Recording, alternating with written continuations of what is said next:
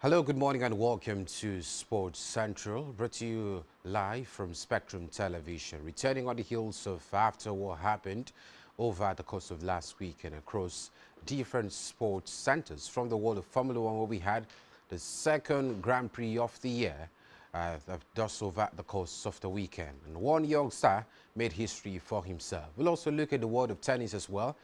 The 1000 Masters Tour level events, the first of the year, also returned, and it reached its crescendo over the course of the weekend. Both WTM and the ATP had, title holders and those who won the championship. We'll also look at the exciting world of football, the world of basketball as well. The Tigers of Nigeria unfortunately slumped to their second defeat of the ongoing FIBA Women's Basketball World Qualifiers. We'll take a look at what next for them, as they're actually using this particular games as preparatory games ahead of the start of the FIBA World Cup in no distant time. We'll also look at European conversations.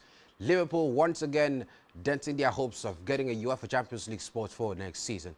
Pep Guardiola's Manchester City also dropping points, as well as Liam Rosenio's Chelsea side, all of which couldn't get maximum 3 points over the weekend. I am Utebe David, and of course, before we talk about stories extensively and the guys joins the conversation, let's first of all bring you up to speed with big developments making rounds in the exciting world of sports. Welcome to the show.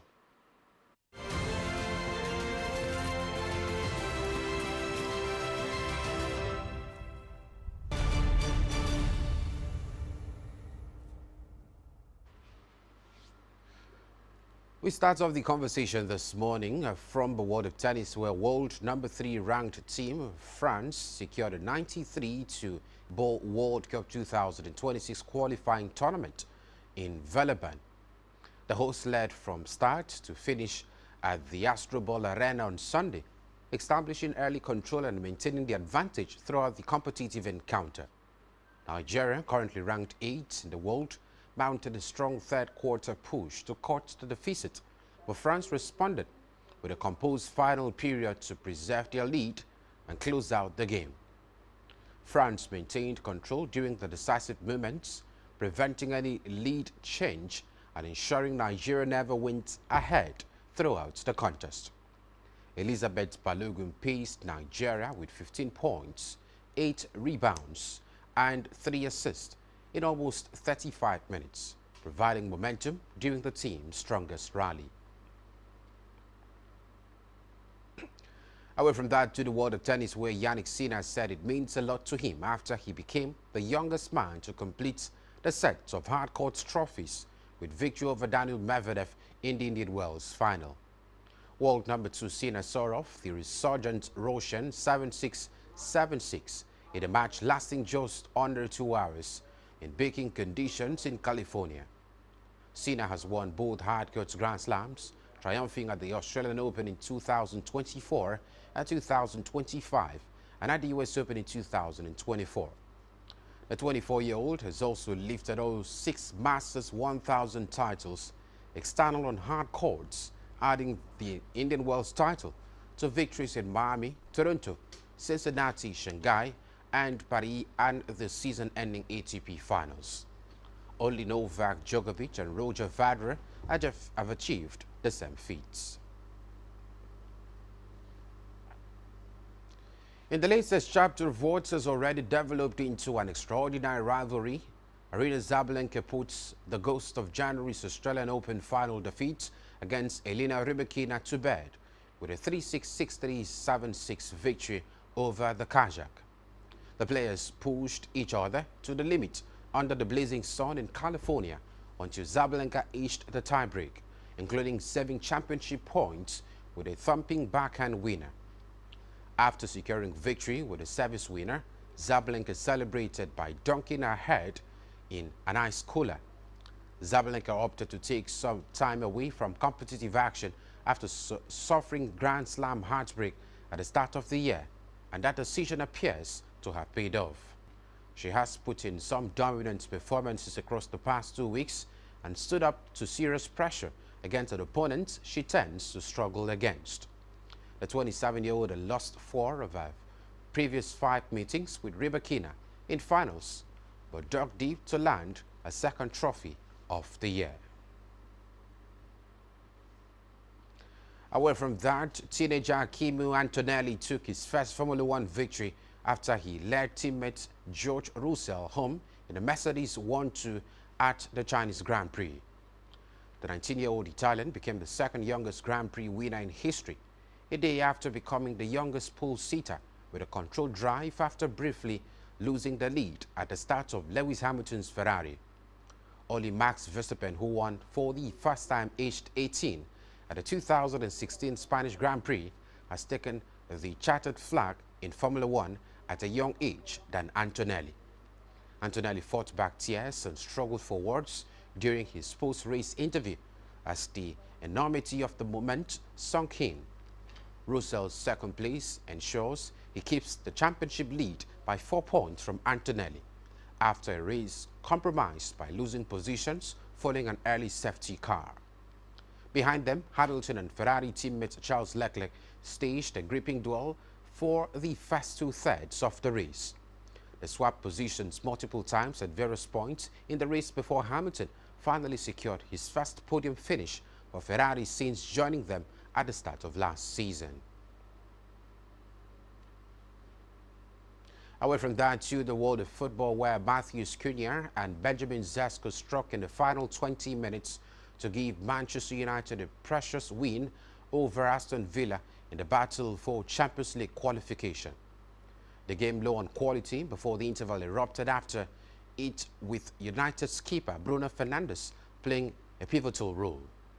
After Villa keeper Emi Martinez had turned away her goal-bound Brown Buemo effort, Fernandes whipped in a textbook near-post corner, which Casemiro flicked over Martinez and into the nets off the far upright. On his first Premier League start in 14 months, Ross Barkley levelled for the visitors with a snapshot 18 minutes later. However, United were not to be denied. Fernandes supplied a superb throw ball to send Cunha racing clear of the Villa defence, and the Brazil forward found the far corner with a precise low strike. Substitute Sesko then took his personal tally to 8 goals in 10 games as his deflected effort on the turn lobbed past Martinez to inflict Villa's third straight league defeat. The result keeps Michael Carrick's side in third after and provides the United interim boss with a 6th successive home win, a record only bettered by Vin-Goran Eriksson, Carlo Ancelotti and Manuel Pellegrini at the start of their respective Premier League reigns.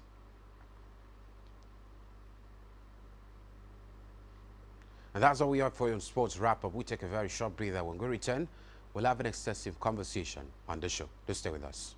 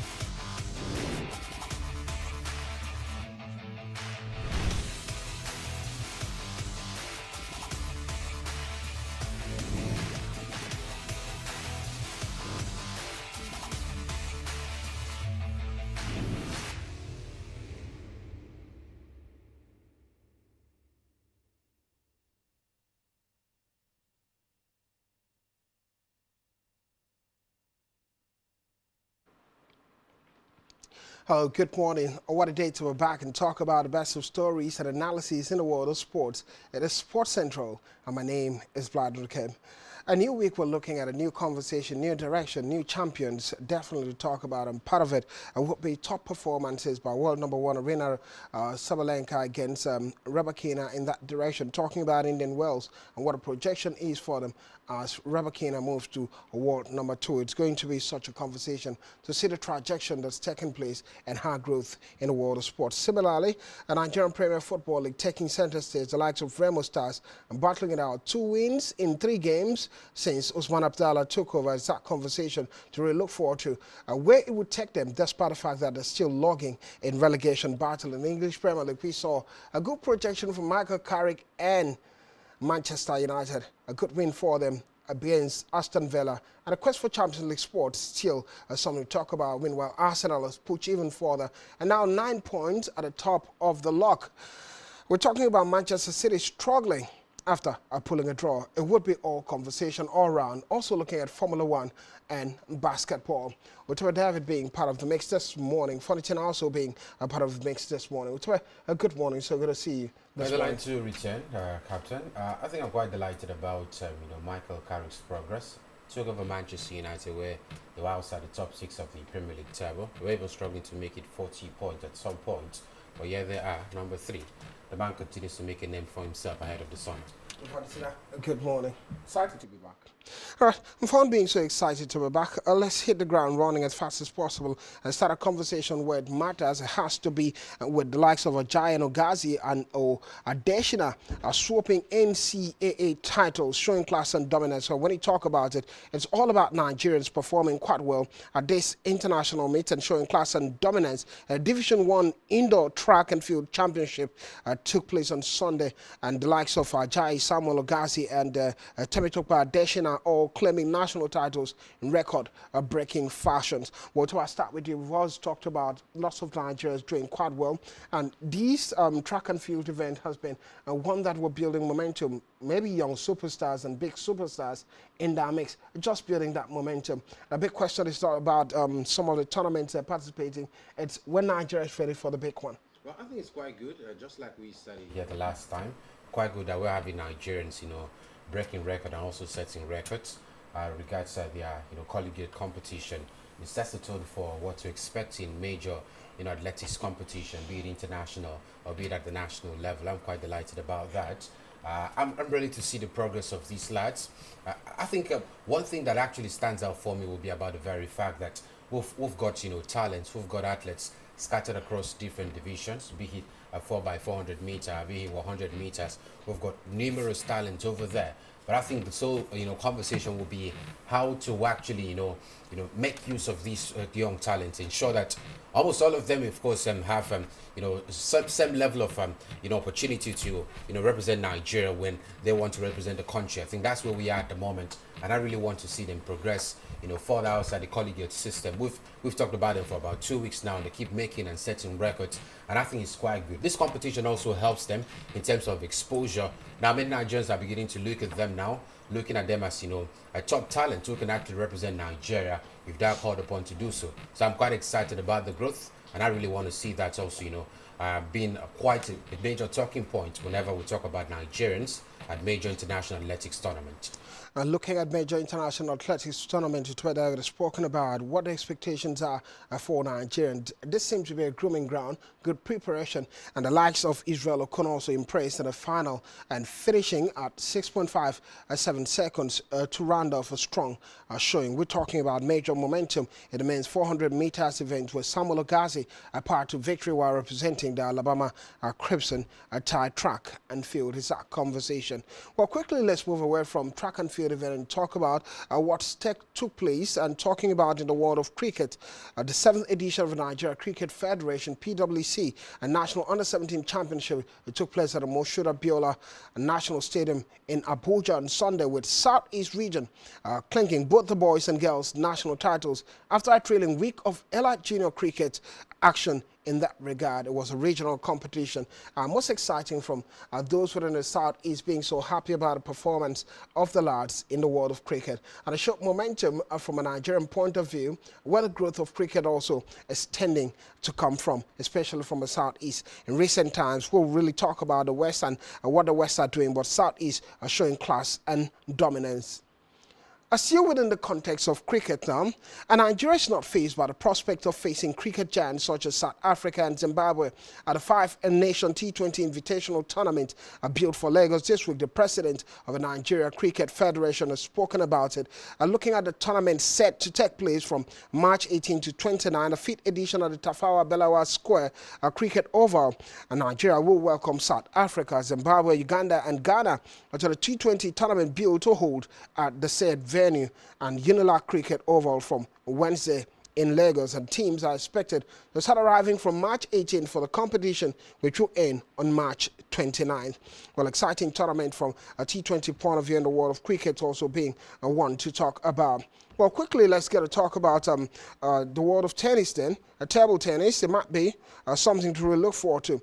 As we hear, that it's been a landmark talking about a performance for African sports that Nigeria's Wahid Enitan Oshodi has been appointed to the Board of World Table Tennis WTT, and the announcement met during the ITTF Executive Board meeting on March 1st, 2026. It marks the first time an African has occupied a full directorial seats on the governing body's commercial arm. Well, for I turn to you in this one now, Oshodi, it's been forthcoming. Everyone talked about it from a regional African point of view. He's a dominant force, but now in the world sits of board, something massive from a Nigerian point of view. How does this, what do you make of it, the fact that Oshodi being the first African to be part of that directorial seat, and what the expectations could be for him? Oh, for me, personal expectations are that the man would try to drag down some development, some innovations right here to Africa, not just Nigeria, because it's not representing Nigeria alone, it's representing the rest of Africa as well. So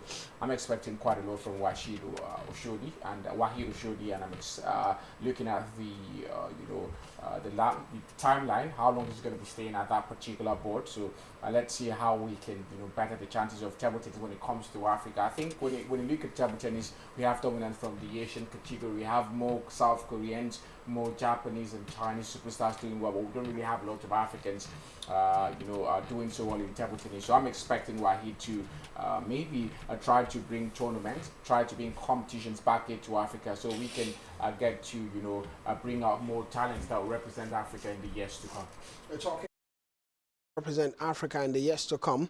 According to my understanding and research, about 227 members are part of the entirety of the system, and we really hope that this man gets to represent Africa and signals a growth in Africa and the world of table tennis. And quickly then, let's talk about tennis proper. When you talk about tennis proper, one name steps away has to be Yannick Sinner, as we hear that Yannick Sinner matches Federer and Djokovic with Indian Wells win, beating Danny Medvedev. Well, I'm going to ask you to stick with you in this one. The growth of Yannick Sinner, creating such records all around to talk about. Yannick Sinner getting the better of his opponent in this one and matching the records of the likes of big superstar Roger Federer. And we're talking about other big superstars now. Djokovic in that regard got the better of the Russian. Danny Medvedev is talking about a 7-6, 7-6, 7-4 win in a match lasting just under 2 hours in the baking condition of California. Well, here's one, both hardcourt Grand Slams, triumphing at the Australian Open in 2024 and 2025 and at the US Open in 2025. All 6 Masters 1000 titles on hardcourt, lifting it for Yannick Sinner, big superstar. It seems like he's a man made for the biggest of stages. Well, maybe. I would say Yannick Sinner has done quite well for himself now. I'm surprised with a maybe. I think he still has a long way to go, and he's 24, so he didn't start quite early. When you look at the likes of Carlos Alcaraz, who started at a very young age to start dominating and winning, Yannick Sinner on the other, and I think he's, yes, he's still young, but I would say compared to the rest, he's more of a late bloomer. But he's doing well for himself. I'm excited to see him, go all the way and win this particular competition. Once Carlos Alcaraz was beaten by Danny Medvedev, I was very, very distraught about this competition because I knew it was going to be a very easy game for Yannick Sinner, although it almost went to 2 hours. Shows that Daniel Medvedev has also got something to show. Yeah, it's really improved this season. So I think as much as we want to heap the praises of Yannick Sinner, Daniel Medvedev deserves some accolades as well. The man has done quite well for himself. He's won title this particular year already, and it's just March. And then we're talking about reaching the finals and a semi-final of another competition. So it's quite exciting to see for Daniel Medvedev. I just hope we don't get to see another decline because with Daniel Medvedev, we can never tell. Topsy-turvy ride for him, but I expect him to keep doing more. For Yannick Sinner, congratulations to him. Big congratulations to Yannick Sinner and the performances had now, moving even further and creating records alongside the likes of Federer, Djokovic in Indian Wells. Absolutely fantastic. Quite a sad story. Danny Medvedev, despite good form, couldn't get to win the title at this time. Let's go to the women's tennis then, WTA, and talk about still Indian Wells and the numbers counting. Well, one superstar, world number 1, has been battling after falling in 2023-2025 BNP Paribas Open final. And finally, Ryba Sabalenka finally broke through a tennis paradise, surviving a championship point in a deciding set, a tie break in this regard, defeating Elena Rybakina. With David, we're talking about massive point, losing the first set 3-6, second set winning 6-3, 7-6 for her first BNP Paribas Open and 23rd WTA-driven title for well, against Arena Rybakina, I was listening to you when he had the sport wrap-up, and the numbers counting always difficult to beat Elena Rybakina in that regard, but finally breaking the dog and has to be at the Paribas Open. I think it's good for Irina Sabalenka at the moment, and it further portrays the quality of Sabalenka. After losing the Aussie Open final to Rybakina, she didn't play any other competition.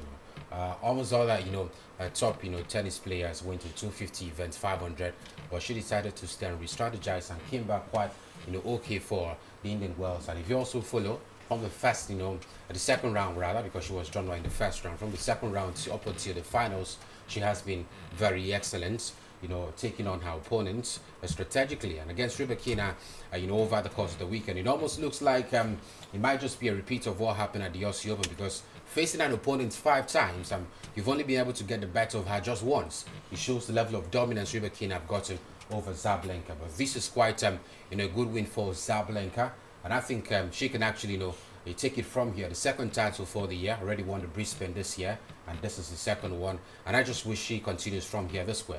I think from here she would have more motivation to face Rybakina. When you're losing to an opponent severally, not once, not twice, there is always this thought that comes to you whenever you're meeting that opponent once again, especially in the finals. So what next? I think basically now it offers her the platform and opportunity to confidently take on Rybakina, irrespective of what happens at the end of the game. I think that's where Sabalenka is at the moment. A good win for her, good win for the world number 1. Well, a consequence of all of this would be the ranking point that comes with it. Talking about Elena Rybakina finding the balance now moving to world number 2. Iga Swiatek dropping. She was world number 3 previously, and now Elena Rybakina has moved to world number 2, and Iga Swiatek, the Polish international, dropping to world number 3. Coco Gauff at world number 4, and Jessica Pegula at world number 5. And quickly from the mains point of view, one talking point would be the growth of one player and what he's been able to achieve, maybe not in terms of a bigger stage, but Cameron Norrie, and now replacing Jack Draper as a British mains number 1, but it is a position which could change hands several times this year. Well, unfortunately now we've seen the slump from Cameron Norrie over the years. Previously he was holding the British number 1 like a bet right for him since big superstar, what's his name now? Andy Murray left the side, retired from tennis. It was Cameron Norrie holding that position. But in recent times it was Jack Draper. Came as a youngster, he swapped the position, held it, but Cameron Norrie seemed to be back. Yes, conversation, there is a multiplicity of games that are taking place. It can switch hand, but when Cameron Norrie is back, he might hold it for a long time. Well, I don't really see it as Cameron Norrie being back. It's just a slump from Jack Draper for me. He was the defending champion of the Indian Wells, and when you go into a competition as defending champion, you're defending your ranking points. If you do not win that competition, you lose all those points, and that's what happened to Jack Draper. He's fallen 12th place in the rankings as a result, so he's not really done poorly since he came back this particular year. It's just that he was unable to defend the Indian Wells he won last year. So 12 places to 26 now in the world, while Cameroon is just at 24. Didn't really rise a lot, so I think it's more of Jack Draper falling, and I see him coming back later. You know, we still have more competition. We're entering into the second tier of the Sunshine Doubles now. We're heading to the Miami Open. I expect Jack Draper to do better. Maybe you saw Cameroon Norrie once again. And maybe so come on, Nori once again. It would be something to really look forward to. We're crossing our fingers and see how it happens, or a build up from Cameron Nori moving even further. I'll switch gear to Formula One as fast as possible and a touch on basketball before I get to talk about football stories around the world. In Formula One, it had to be the Chinese Grand Prix, and in Chinese Grand Prix, Antonelli also winning this one as McLaren had to fall short. Well, to David, it's always going to be that concern for some of the stars, especially at this level now.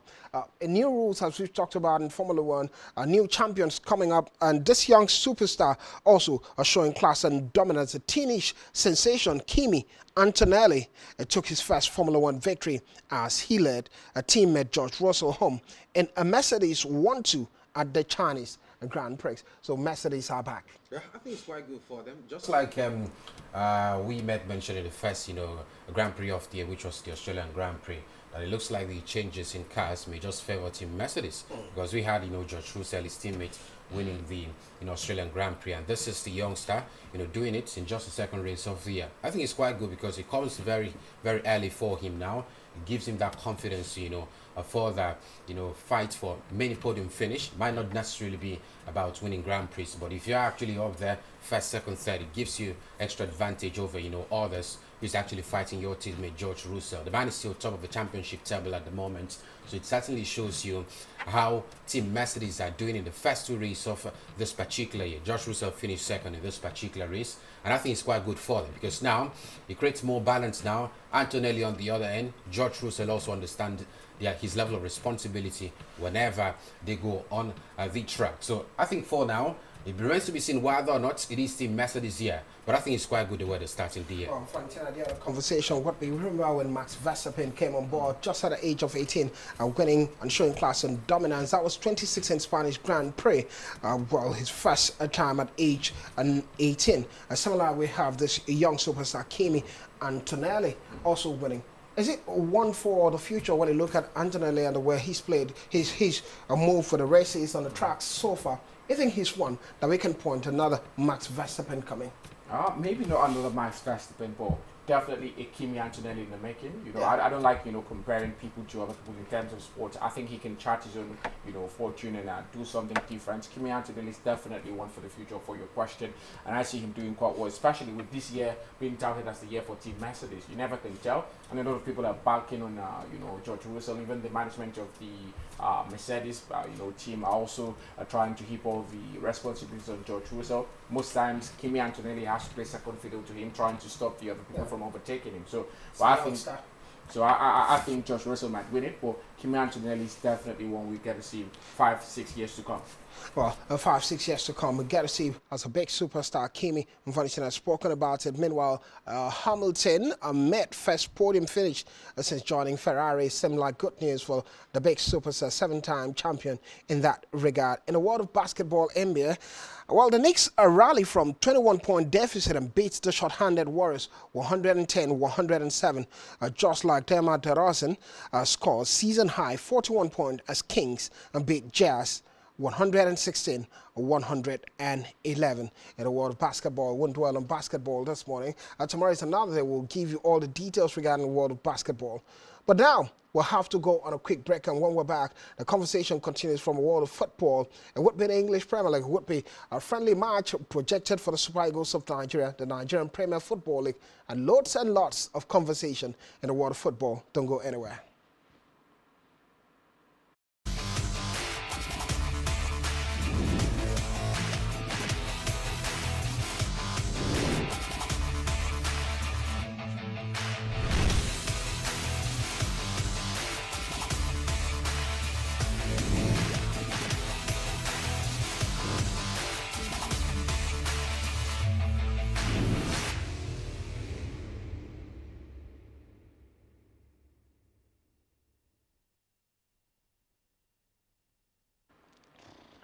Welcome back at Sports Central. And my name is Vladimir Kumutberdevin 4010. As you with me for company going nowhere. And now we got to talk about football stories around the world.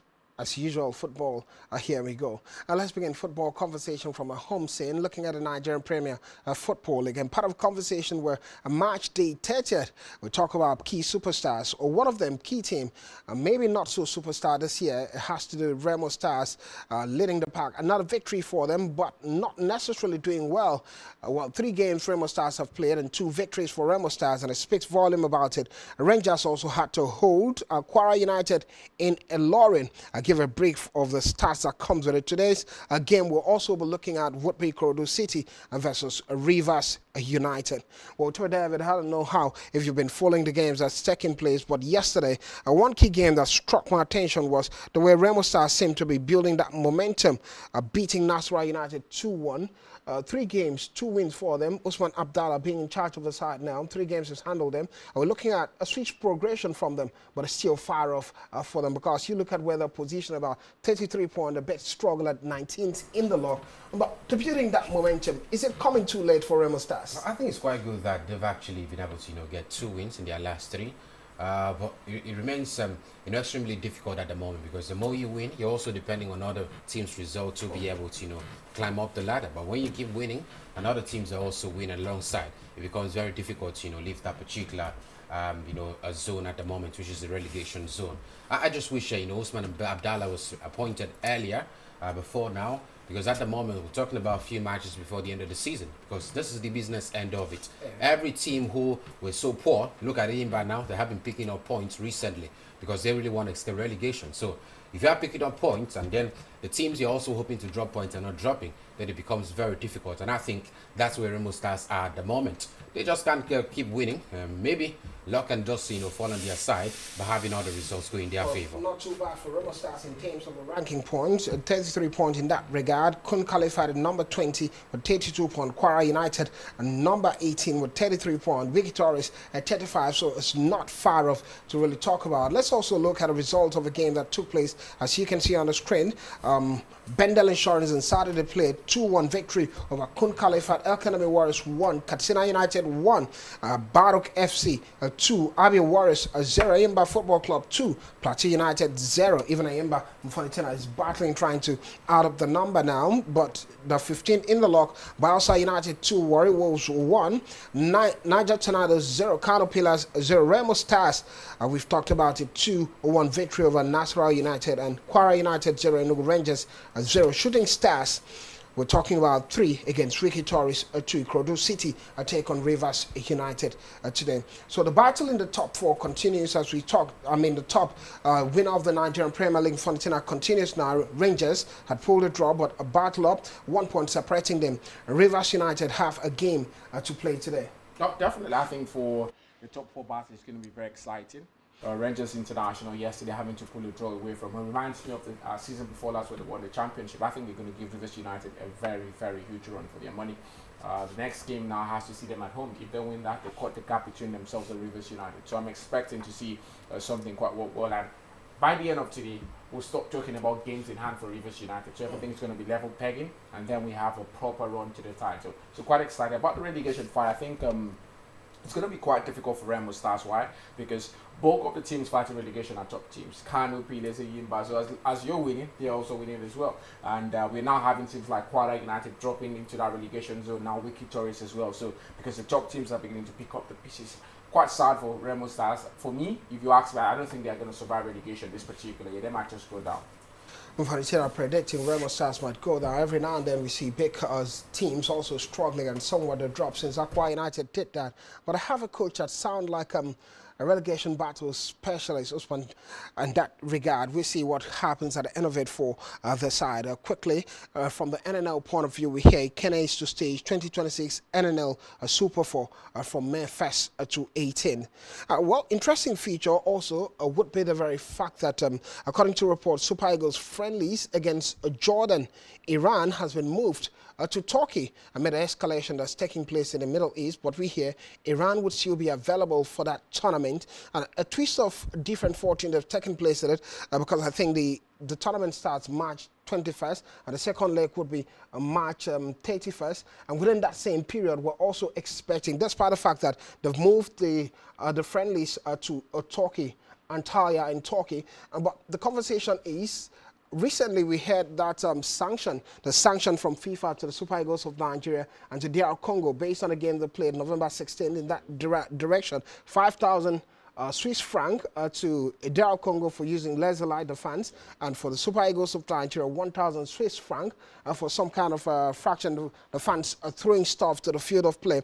But the conversation is the playoffs is also taking place on the 31st of March in Mexico. So now we're waiting for, it shows a clear sign, probably FIFA ain't going to do anything about it. They're having a friendly in Turkey, and the playoffs, within the same period, the playoffs is taking place in Mexico. But eventual result comes in favor of Super Eagles of Nigeria. They have to reroute and go to Mexico. Maybe make fresh announcement of who to invite to come, but I won't dwell on it. Now let's go to Europe and talk about the games that are taking place in European football. The English Premier League first was Max Daumann aspiring Arsenal to a victory in a showdown against Everton. The youngster had to come in at the age of 16, with David talking about Daumann, for me, absolutely fantastic. Now the youngest player in the history of Premier League to score, and is still taking exams, GCE exams in Europe. It shows how the football system is working in the UK. I'm quite jealous about what's happening in the UK, because not often you get to hear that right here, in Africa. But it's quite good for the youngster. It takes my mind back to a certain youngster in Wolves who scored against Manchester United in a cup game. The next day, he was scheduled to take an exam, but because he scored that goal, his exams, personal exams, had to be shifted to a more favorable date to enable him to read more ahead of that particular exam. Is it a star of the future? Because when I watch him, it looks like a Barcelona player. Many already comparing him to Lamine Yamal. No, you can't do that. What's that? But he's got stuff. Yeah, he's Max Daumann, and I think the future is really bright for the youngster. This is not the first time he's come off the bench for Arsenal. I look at points and I look some perturbed about it. It really shows the man's quality, and I think he's one for the future. All right, once for the future. Anthony Gordon also helping Newcastle United with 1-0 victory over Chelsea Football Club. The struggle continues for Chelsea, and a dismal Chelsea wicket is after the Champions League. And Manchester City has handed Arsenal a huge boost after a draw alongside West Ham. Well, funny thing, we've said it seemed like the end of the road for City now. 9 points gap in favor of Arsenal. End of the road. You've always said Arsenal are going to win the league. It seems like they're on the journey now. Definitely. I think City were never in the running for it. They've been more inconsistent than Arsenal. A lot of people try to point out that Arsenal have drawn games, this, that. I think City have been the most inconsistent side. If Michael Carrick was hired earlier, I probably would see Manchester United ahead of City at this point. It's just what it is. Look at since Michael Carrick took over from the helms of affairs from Ruben Amorim, he's had more points than Manchester City. He's had more points than Arsenal as well. So I think Arsenal have been the most consistent side in the EPL. So they definitely deserve the Premier League title, which is why I'm very sad when I see Mikel Obi coming out to make very ridiculous statements, make very, I don't really know what his motive behind making all this thing, but it doesn't make sense at all. He's an analyst. Sometimes you not say an analyst. Sometimes you say ridiculous statement too. So it's best case ridiculous. And that's what you think. Some people think it's ridiculous. Why would you say? Why would you say the team who has the most points in the EPL does not deserve the title? I would never say that. Who deserves it? He never said it. That's what he said. He said Arsenal do not deserve it. Don't win dating. No, he said they do not deserve it. Because doesn't matter because you said you don't deserve it. Well, you're on top of the league. Whatsoever it is, I think the biggest concern. The team you're playing for, is 1 in 7. What we're saying is, no matter what you want to talk, he's not talking about it in favor of Chelsea. Well, he's talking about it in favor of Chelsea as well. The weekend Chelsea played Arsenal. Basically, what he's saying is the winning data is when a conversation in world football. It doesn't matter. Whether it matters or not, I'm trying not so that you don't quote him out of context. Because someone listen now doesn't understand it, since Mikel Obi just has issues without addressing the fact that he's talking about how the scoring goes. Well, a lot of Arsenal legends are already coming for his neck already. Well, it's part of. Doesn't make sense what he said. It's part of the. That's why he's not on Sky Sports. That's why not on the big It doesn't TVs. matter. Funny thing, it doesn't matter. Don't do that. It doesn't matter. It doesn't matter. You say stuff that people don't agree with either. Too. And people think it's ridiculous. Yeah. Sometimes I do. I think it's ridiculous too when you say it. So it's part of the job. Quickly we go and talk about it. It would be Bruno Fernandes breaking David Beckham's 26-year Man United record in Aston Villa win. How many assists? 16 assists, right? Absolutely fantastic. David Beckham has stood tall with some 14 person assists. said some I think that was last season. He was the problem of Manchester United. The most consistent United player in over 3-4 seasons. Well, now. probably maybe Michael Carrick has also solved the problem. You have to give Carrick the Solve no problem, sir. whatsoever problem to understand what we're talking about. You didn't have the moment for it today. Richarlison snatched a point for Tottenham Hotspur. A Liverpool 1-0 draw. Barcelona trouncing Sevilla. A keep lead over Real Madrid. 4-point now. A 5-2 victory for them after Real Madrid had beaten Elche over the weekend. Is that conversation 4 points separating Barcelona and Real Madrid. Meanwhile, Cole appointed manager of Serie B side Cesena, and Spain Argentina finalissima in Qatar cancelled. Well, it could be a long conversation, but we're out of time. And Bayern were held by Leverkusen as Diaz and Jackson were sent off. Finalissima, first conversation was going to take place in Qatar, right?